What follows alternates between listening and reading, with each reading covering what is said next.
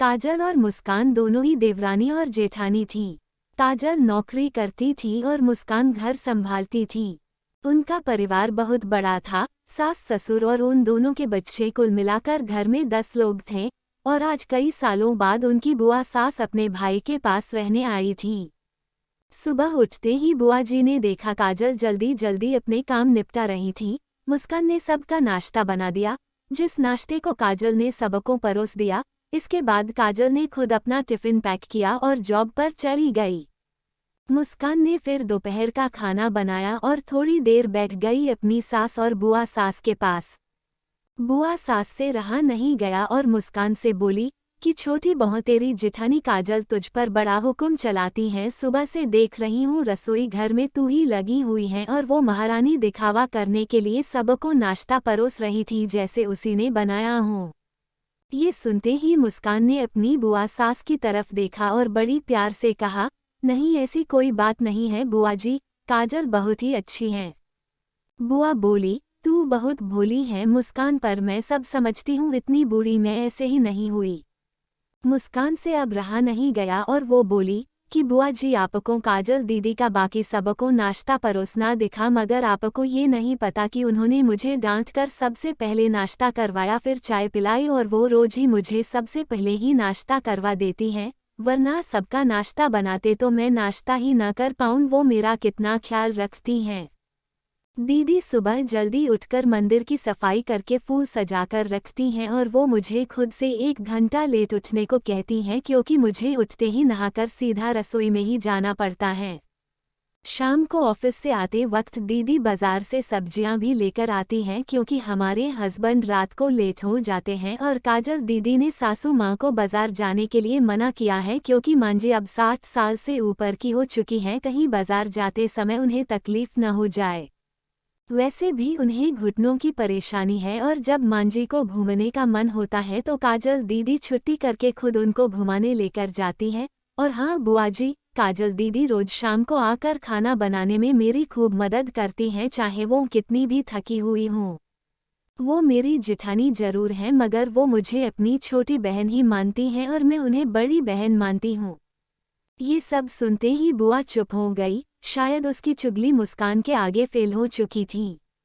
शाम को काजल सब्जी की थैली मुस्कान को पकड़ाते हुए बोली कि मुस्कान, सब्जियों के साथ वाले थैले में तुम्हारी फेवरेट लेखक की किताब भी लाई हूँ। ये सुनकर मुस्कान खुश हो गई और बोली, थैंक्स दीदी। मुस्कान सब्जी की थैली किचन में रखी और किताब रखने अपने कमरे में चली गई। तभी बुआ जी ने काजल को आवाज दी, बड़ी बहू जरा यहाँ आना। काजल बोली, जी बुआ जी। तभी बुआ बोली कि तुम इतनी मेहनत करके कमाती हो और ऐसे ही फालतू किताबें खरीद कर पैसों की बर्बादी कर रही हो, वो भी अपनी देवरानी के लिए।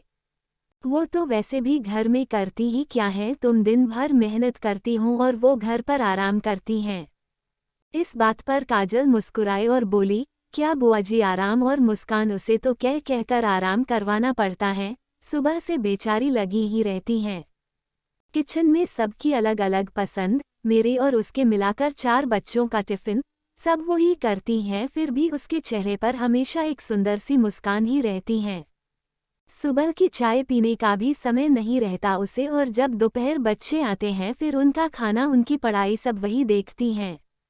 वो है, इसलिए मुझे बच्चों की चिंता भी नहीं रहती और मैं अपना पूरा ध्यान ऑफिस में लगा पाती हूँ। कुछ दिनों पहले ही प्रमोशन मिला है।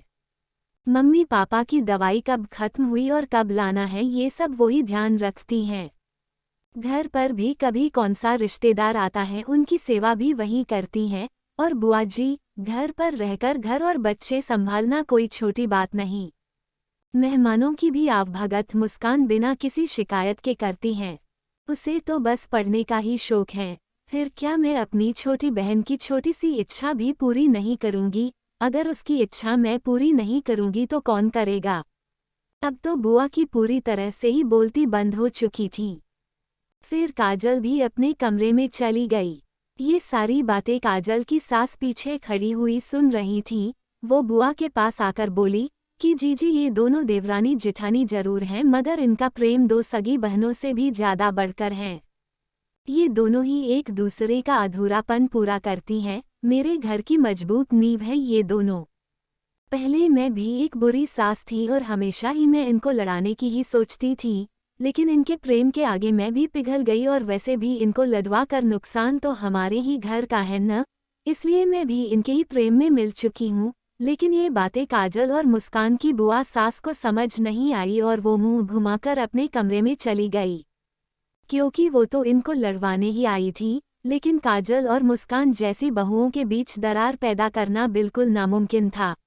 और दोस्तों, अगर काजल मुस्कान जैसी बहू बेटी हर घर में हो, तो उनके प्यारे घर को बड़ी से बड़ी ताकत भी नर्क नहीं बना सकती। वाकई में ऐसी बहुएं हर घर में हों तो हर एक घर स्वर्ग बन सकता है।